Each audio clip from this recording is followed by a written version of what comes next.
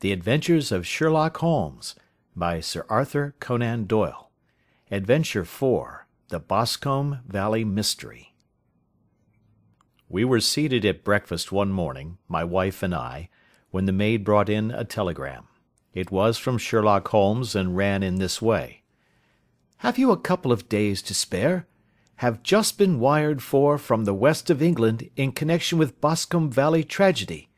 Shall be glad if you will come with me. Air and scenery perfect. Leave Paddington by the 11:15. "What do you say, dear?" said my wife, looking across at me. "Will you go?" "I really don't know what to say. I have a fairly long list at present." "Oh, Anstruther would do your work for you. You have been looking a little pale lately. I think that the change would do you good, and you are always so interested in Mr. Sherlock Holmes's cases." "I should be ungrateful if I were not, seeing what I gained through one of them," I answered. "But if I am to go, I must pack at once, for I have only half an hour."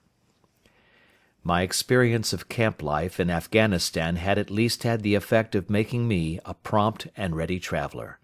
My wants were few and simple, so that in less than the time stated I was in a cab with my valise, rattling away to Paddington Station. Sherlock Holmes was pacing up and down the platform, his tall, gaunt figure made even gaunter and taller by his long grey travelling cloak and close-fitting cloth cap. "It is really very good of you to come, Watson," said he. "It makes a considerable difference to me, having someone with me on whom I can thoroughly rely. Local aid is always either worthless or else biased. If you will keep the two corner seats, I shall get the tickets." We had the carriage to ourselves, save for an immense litter of papers which Holmes had brought with him. Among these he rummaged and read, with intervals of note-taking and of meditation, until we were past Reading. Then he suddenly rolled them all into a gigantic ball and tossed them up onto the rack.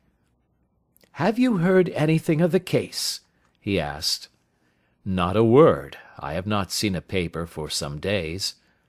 "The London press has not had very full accounts.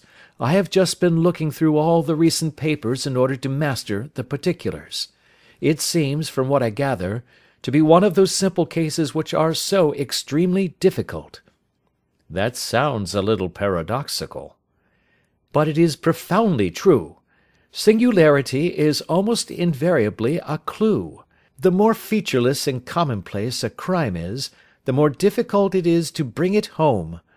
In this case, however, they have established a very serious case against the son of the murdered man." "It is a murder, then?" "Well, it is conjectured to be so. I shall take nothing for granted until I have the opportunity of looking personally into it. I will explain the state of things to you, as far as I have been able to understand it, in a very few words. Boscombe Valley is a country district not very far from Ross, in Herefordshire. The largest landed proprietor in that part is a Mr. John Turner, who made his money in Australia, and returned some years ago to the old country. One of the farms which he held, that of Hatherley, was let to Mr. Charles McCarthy, who was also an ex-Australian. The men had known each other in the colonies, so that it was not unnatural that when they came to settle down, they should do so as near each other as possible. Turner was apparently the richer man, so McCarthy became his tenant, but still remained, it seems, upon terms of perfect equality, as they were frequently together. McCarthy had one son, a lad of 18, and Turner had an only daughter of the same age, but neither of them had wives living. They appeared to have avoided the society of the neighbouring English families and to have led retired lives, though both the McCarthys were fond of sport, and were frequently seen at the race meetings of the neighbourhood. McCarthy kept two servants, a man and a girl. Turner had a considerable household, some half-dozen at the least. That is as much as I have been able to gather about the families. Now for the facts. On June 3rd, that is, on Monday last, McCarthy left his house at Hatherley about 3 in the afternoon, and walked down to the Boscombe Pool, which is a small lake formed by the spreading out of the stream which runs down the Boscombe valley. He had been out with his serving man in the morning at Ross, and he had told the man that he must hurry, as he had an appointment of importance to keep at 3. From that appointment he never came back alive. From Hatherley farmhouse to the Boscombe pool is a quarter of a mile, and 2 people saw him as he passed over this ground. One was an old woman, whose name is not mentioned, and the other was William Crowder, a gamekeeper in the employ of Mr. Turner. Both these witnesses depose that Mr. McCarthy was walking alone. The gamekeeper adds that within a few minutes of his seeing McCarthy pass, he had seen his son, Mr. James McCarthy, going the same way with a gun under his arm. To the best of his belief, the father was actually in sight at the time, and the son was following him. He thought no more of the matter until he heard in the evening of the tragedy that had occurred. The 2 McCarthys were seen after the time when William Crowder, the gamekeeper, lost sight of them. The Boscombe pool is thickly wooded round, with just a fringe of grass and of reeds around the edge. A girl of 14, Patience Moran, who is the daughter of the lodge-keeper of the Boscombe Valley estate, was in one of the woods, picking flowers. She states that while she was there she saw, at the border of the wood and close by the lake, Mr. McCarthy and his son, and that they appeared to be having a violent quarrel. She heard Mr. McCarthy the elder using very strong language to his son, and she saw the latter raise up his hand as if to strike his father.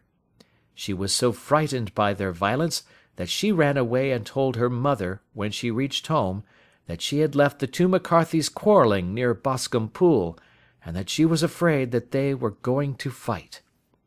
She had hardly said the words when young Mr. McCarthy came running up to the lodge to say that he had found his father dead in the wood, and to ask for the help of the lodge-keeper. He was much excited, without either his gun or his hat, and his right hand and sleeve were observed to be stained with fresh blood. On following him, they found the dead body stretched out upon the grass beside the pool. The head had been beaten in by repeated blows of some heavy and blunt weapon. The injuries were such as might very well have been inflicted by the butt end of his son's gun, which was found lying on the grass within a few paces of the body. Under these circumstances the young man was instantly arrested, and a verdict of wilful murder having been returned at the inquest on Tuesday, he was on Wednesday brought before the magistrates at Ross, who have referred the case to the next assizes. Those are the main facts of the case, as they came out before the coroner and the police court. "I could hardly imagine a more damning case," I remarked. "If ever circumstantial evidence pointed to a criminal, it does so here." "Circumstantial evidence is a very tricky thing," answered Holmes thoughtfully. "It may seem to point very straight to one thing, but if you shift your own point of view a little, you will find it pointing in an equally uncompromising manner to something entirely different. It must be confessed, however, that the case looks exceedingly grave against the young man, and it is very possible that he is indeed the culprit. There are several people in the neighbourhood, however, and among them Miss Turner, the daughter of the neighbouring landowner, who believe in his innocence, and who have retained Lestrade, whom you may recollect in connection with the study in scarlet, to work out the case in his interest. Lestrade, being rather puzzled, has referred the case to me, and hence it is that 2 middle-aged gentlemen are flying westward at 50 miles an hour, instead of quietly digesting their breakfasts at home. "I am afraid," said I, "that the facts are so obvious that you will find little credit to be gained out of this case." "There is nothing more deceptive than an obvious fact," he answered, laughing. "Besides, we may chance to hit upon some other obvious facts, which may have been by no means obvious to Mr. Lestrade. You know me too well to think that I am boasting when I say that I shall either confirm or destroy his theory by means which he is quite incapable of employing, or even of understanding. To take the first example to hand, I very clearly perceive that in your bedroom the window is upon the right-hand side, and yet I question whether Mr. Lestrade would have noted even so self-evident a thing as that. How on earth, my dear fellow, I know you well. I know the military neatness which characterizes you. You shave every morning, and in this season you shave by the sunlight. But since your shaving is less and less complete as we get farther back on the left side, until it becomes positively slovenly as we get round the angle of the jaw, it is surely very clear that that side is less illuminated than the other. I could not imagine a man of your habits looking at himself in an equal light and being satisfied with such a result. I only quote this as a trivial example of observation and inference. Therein lies my métier, and it is just possible that it may be of some service in the investigation which lies before us. There are one or two minor points which were brought out in the inquest and which are worth considering. What are they? It appears that his arrest did not take place at once, but after the return to Hatherley Farm. On the inspector of constabulary informing him that he was a prisoner, he remarked that he was not surprised to hear it, and that it was no more than his deserts. This observation of his had the natural effect of removing any traces of doubt which might have remained in the minds of the coroner's jury. "It was a confession," I ejaculated. "No, for it was followed by a protestation of innocence." "Coming on the top of such a damning series of events, it was at least a most suspicious remark." "On the contrary," said Holmes, "it is the brightest rift which I can at present see in the clouds. However innocent he might be, he could not be such an absolute imbecile as not to see that the circumstances were very black against him. Had he appeared surprised at his own arrest, or feigned indignation at it, I should have looked upon it as highly suspicious, because such surprise or anger would not be natural under the circumstances, and yet might appear to be the best policy to a scheming man. His frank acceptance of the situation marks him as either an innocent man, or else as a man of considerable self-restraint and firmness. As to his remark about his deserts, it was also not unnatural if you consider that he stood beside the dead body of his father, and that there is no doubt that he had that very day so far forgotten his filial duty as to bandy words with him, and even, according to the little girl whose evidence is so important, to raise his hand as if to strike him.